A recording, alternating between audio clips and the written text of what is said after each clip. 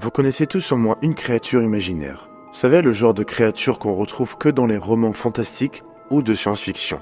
Des licornes, des trolls, des géants, des dragons, des ogres, etc., etc. Plein de formes de vie aussi diversifiées que possible. Maintenant, imaginez 2 secondes que tout ce beau monde soit réel.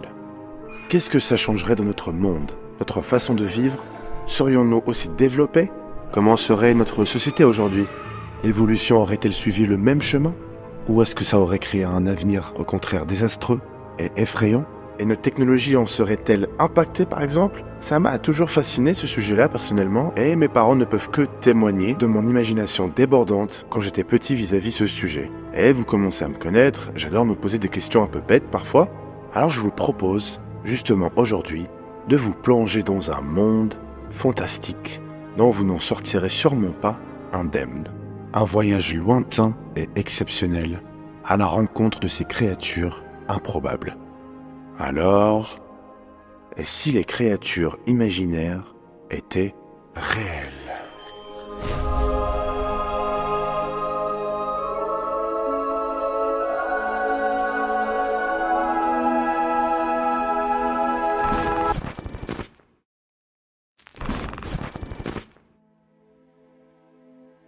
Il y a de ça des millions d'années en arrière, bien après l'astéroïde qui a mis fin au règne des dinosaures, une autre un peu moins imposante que la première percuta la Terre.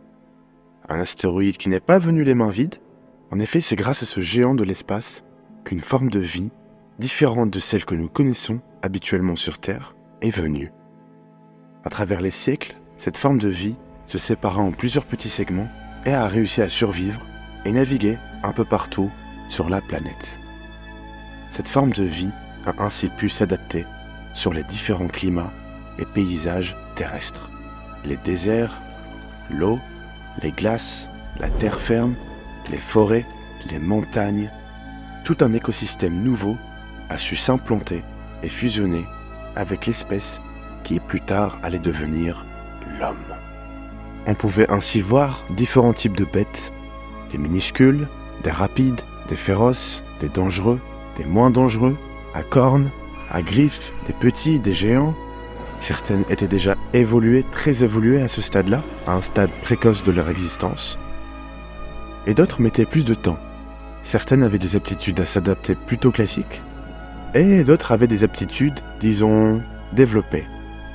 Des ailes imposantes, des cornes pouvant réaliser des prouesses incroyablement impossibles, comme repousser les orages, déplacer des montagnes, créer des éléments naturels tels que l'eau, le feu, la foudre, de régénérer à l'infini par exemple. Toutes ces capacités étaient aussi magiques et extraordinaires les unes que les autres. Et tout ça rendait ces espèces si uniques et si particulières, totalement en décalage avec la vie déjà présente sur Terre à cette période de l'histoire. Les animaux classiques, comme on les connaît, comme les lions, les éléphants, les chevaux, les loups, les singes, etc., enfin du moins leurs ancêtres, ont totalement pu s'émanciper avec ces êtres venus d'ailleurs. D'autres, quant à eux, se sont mélangés à ces derniers. En bref, la vie fut si diversifiée et si riche, la Terre n'aura jamais connu un développement de sa vie aussi en harmonie et en symbiose.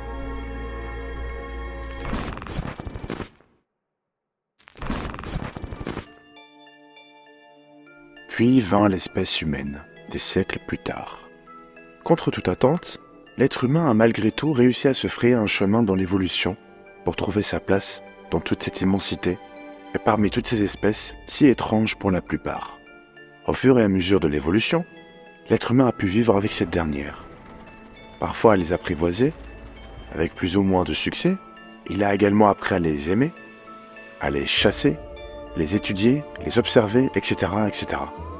Il a surtout pu trouver divers moyens de se protéger contre certains dangers pouvant être causés directement par ces êtres spéciaux, comme se protéger contre des flammes étincelantes de quelques dragons, par-ci par-là, ou fuir par exemple au bon moment s'il venait à croiser le chemin des trolls par exemple, naviguer dans les mers sans croiser le chemin des kraken ou autres monstres marins, éviter la population des ogres, laisser les licornes en paix dans leur territoire. Tout un tas de règles étaient donc préétablies par nos ancêtres pour veiller à une paix durable avec ces êtres vivants féeriques.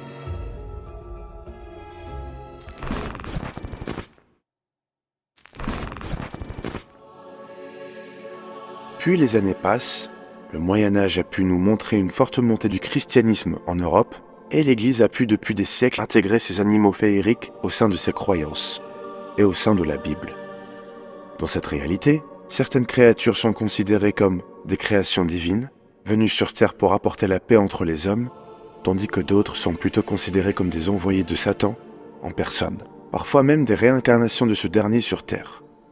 Les dragons, par exemple, sont vus par tout le monde comme la création ultime du mal. En effet, ces êtres vivent constamment dans les différents volcans, un peu partout sur le globe, et les volcans en question sont considérés comme des portails menant tout droit à l'enfer, tandis que les dragons eux-mêmes sont des démons de Satan envoyés pour propager le mal. Les ogres ont subi le même sort par l'Église. Les trolls, les centaures quant à eux, sont vus comme des erreurs de la nature, des erreurs de Dieu. Étant un mélange parfait entre une espèce animale et humaine, pour l'humanité, ça n'avait pas sa place là, dans la vie. Les phénix, eux, sont vus par tout le monde comme étant les sauveurs de l'humanité. En cas de catastrophe, leur statut est divin et grand dans cette réalité. Ils font partie de la catégorie des créatures mythiques. Et d'ailleurs, les catégories, parlons-en.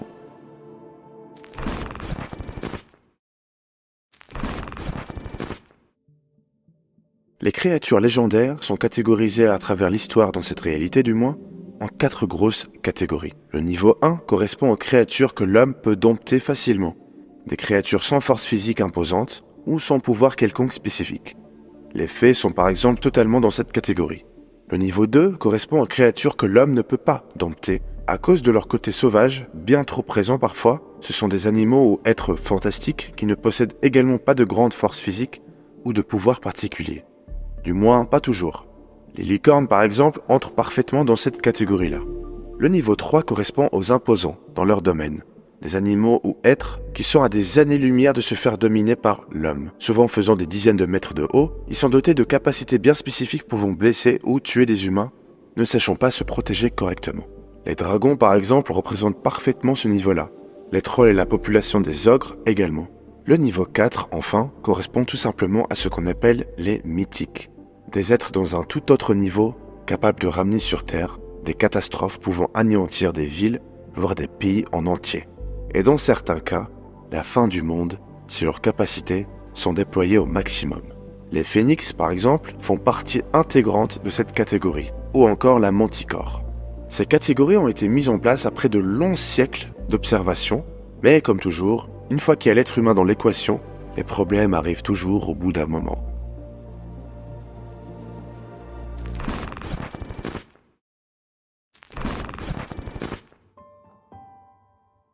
Jusque-là, il était très facile d'avoir dans sa ferme des vaches, des porcs, des moutons, mais également des fées, ainsi que des arbres qui parlent. La population mondiale était habituée depuis finalement toujours à voir ces créatures avec eux, vivre avec eux, grandir avec eux. Ces créations venues d'un autre monde sont une logique totale dans cette réalité alternative. Cependant, il était également tout à fait possible de voir des chasseurs. Il existe 2 types de chasseurs d'ailleurs. D'une part, les chasseurs qu'on connaît tous, et d'autre part des chasseurs de bêtes. Cette catégorie de chasseurs existe purement pour les capacités que certaines d'entre elles peuvent avoir. Il existait donc naturellement du trafic d'organes, de bêtes. Au sein du marché noir par exemple, il y avait tout un monde sombre où des humains se procuraient des membres, des organes et tout un tas de choses provenant de ces créatures, croyant que leurs facultés pouvaient guérir, rendre fort ou tout simplement permettre d'avoir des facultés extraordinaires, comme le fait de voler par exemple, de déplacer des objets, de créer des éléments naturels, etc., etc. Certains pays d'Afrique ou d'Asie, par exemple, avaient un marché noir assez présent au sein de leur culture. Ces nombreuses dérives ont donc fait petit à petit amener de plus en plus de protecteurs qui, au fur et à mesure des siècles, commençaient à devenir vraiment critiqués et chassés de partout sur le globe. Les créatures légendaires commençaient à montrer une haine de plus en plus présente envers les humains, car ils n'étaient vus que par leur capacité spéciale et non pour leur simple présence. Certaines races ont carrément été éteintes, comme les fées, puisque dès la fin du Moyen-Âge, ces petites créatures ont été éteintes car elles avaient des capacités de régénération impressionnantes et leurs effets sur les guerriers en temps de guerre ont été plus que bénéfiques.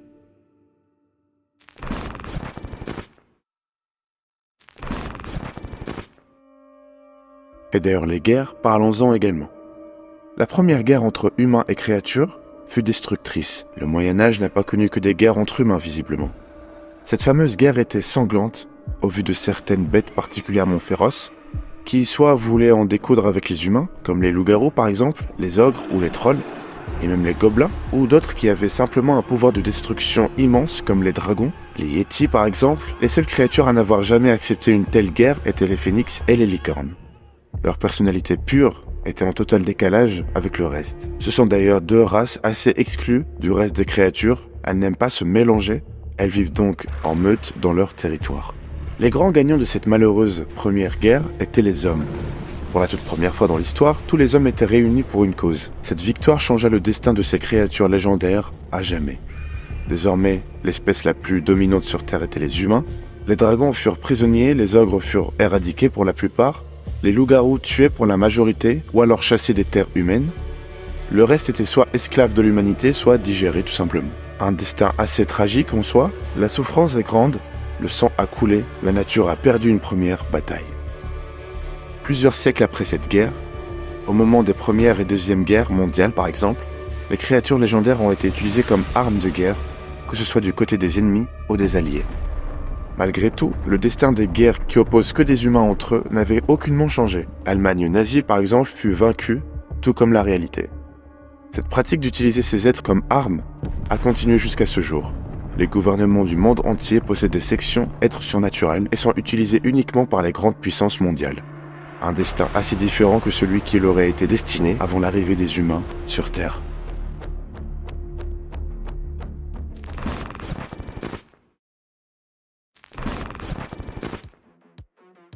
Durant les années 2000, une loi a été votée en grande majorité par tous les gouvernements du monde, une loi qui vise à protéger ces créatures qui désormais sont vues comme une force de la nature offerte en cadeau à l'humanité. Oui, les croyances utopiques persistent toujours visiblement. Cette loi a créé des camps au sein des différentes populations de tous les pays. Certains considèrent les créatures légendaires inutiles à l'homme et qu'on devrait les voir comme de vulgaires instruments de guerre. D'autres les considèrent comme des erreurs de la nature qui ne devaient jamais arriver. Certaines personnes d'ailleurs n'hésitaient pas à prendre certaines créatures en otage dans un simple but de les maltraiter jusqu'à la mort, pour le simple plaisir de les voir souffrir.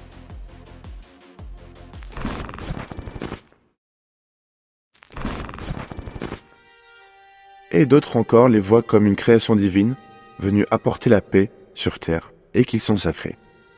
Petit à petit, au fur et à mesure que le temps passe, les tensions entre créatures et humains continuent encore, ce qui provoque des morts des deux camps.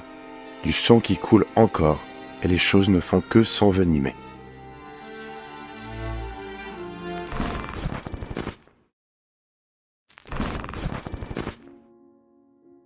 « 2025. Les êtres humains décident de créer une nouvelle loi qui vise à exclure toute créature qui fait un acte soit de guerre ou soit tue un être humain, ou tout un quelconque crime sur l'homme. L'exclusion se fait donc sur diverses îles reculées de toute civilisation humaine, tel était donc le châtiment porté à ces animaux surnaturels. 2049. Plusieurs années plus tard encore, la technologie a fait un sacré pas en avant. Déjà, il faut savoir que malgré la présence de ces êtres, l'humanité a continué d'évoluer normalement et sa technologie fut présente comme dans notre propre réalité. Cette année est marquée par la création de la première machine permettant le voyage multidimensionnel. Certains détracteurs de ces créatures surnaturelles voient donc en cette création un parfait moyen d'exclure tous ces êtres afin qu'ils soient à tout jamais renvoyés de la Terre. Des manifestations de plus en plus récurrentes se font entendre dans les pays du monde entier. New York, Tokyo, Paris, Amsterdam, Brésil, Égypte, partout. Partout la haine envers ces créatures divines se fait donc entendre. Alan Beckman, le créateur de la machine permettant le voyage multidimensionnel, ne voulait pas de base que sa création ne soit qu'un simple moyen de se débarrasser d'une forme de vie. Alors elle commence à réfléchir à un moyen efficace pour aider ces créatures magnifiques et leur éviter le futur funeste qui les attendait. En effet, les êtres humains se sont unis pour réfléchir également à une solution ultime à ce problème. Il ne peut y avoir deux espèces dominantes dans ce monde vaste. Et la solution qu'ils ont trouvée est l'extinction de masse.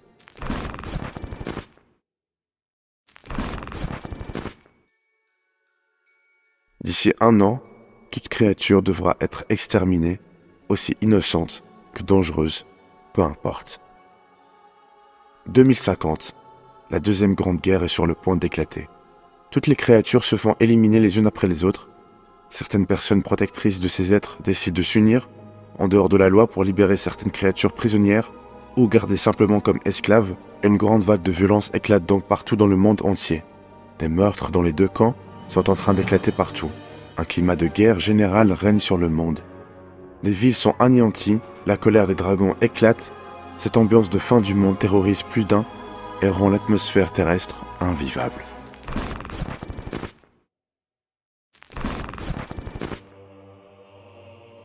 Alan Beckman vient de créer la machine qui, selon lui, va sauver non pas l'humanité, mais les créatures surnaturelles d'une extinction de masse. Il voulait éviter aux hommes de commettre encore un crime effroyable contre cette espèce magique, féerique, remplie d'émotions, tout comme nous, qui a peur, qui vit dans la terreur depuis des siècles. Tout ça sous l'emprise de l'homme. L'idée était simple. Alan a rapidement compris avec ses recherches que toute créature surnaturelle possédait en elle un gène spécial, le gène X, qui lui permettait d'avoir tout un tas de facultés spécifiques à chaque espèce. Il a donc mis en place une machine semblable à sa première création. Celle-ci, quant à elle, permet avec un simple bouton d'envoyer tout être possédant ce gène dans une autre dimension.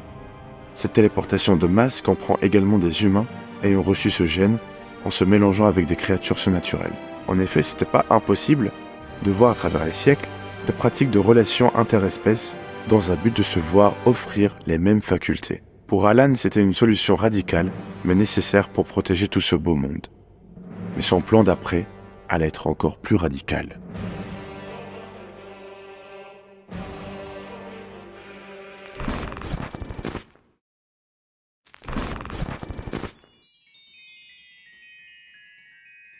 « 15 juin 2025. Alan Beckman appuie sur le bouton de lancement de son expérience. Soudain, absolument toutes les créatures soient exclues dans les îles, prisonnières ou tenues en esclavage, ou torturées, peu importe, ou même en liberté fut, en l'espace de quelques instants, téléportées. Les hommes sont abasourdis. Tout le monde entier est sans voix. Certains maîtres de chiens féeriques ne voient plus leurs partenaires, les dragons ont disparu, les licornes pareil, les phénix également, les créatures géantes qui peuplaient autrefois les océans ne sont plus là, toutes ont mystérieusement disparu. Mais ce n'est pas fini. Le deuxième plan d'Alan était tout aussi simple. Le satellite qu'il avait envoyé il y a 2 ans autour de la Terre allait d'ici quelques secondes lancer un rayon spécial. Un rayon qui, selon le professeur Beckman, permettrait d'effacer tout souvenir d'une quelconque créature surnaturelle. Tout être humain ayant eu jusque-là des souvenirs liés à ces derniers allait tout simplement oublier leur existence. Ainsi, pour tout le monde entier, à présent, ces créatures n'ont jamais existé, et ce n'était depuis tout ce temps que le fruit de notre créativité. Des siècles d'évolution dans lesquels les hommes et les êtres féeriques cohabitaient allaient être effacés en l'espace de quelques secondes. Mais c'était la solution ultime, la solution qui permettrait de tout arranger, le seul chemin et le destin que tout le monde mérite, l'unique chemin qui allait rendre ces créatures d'autrefois réelles, désormais imaginaires.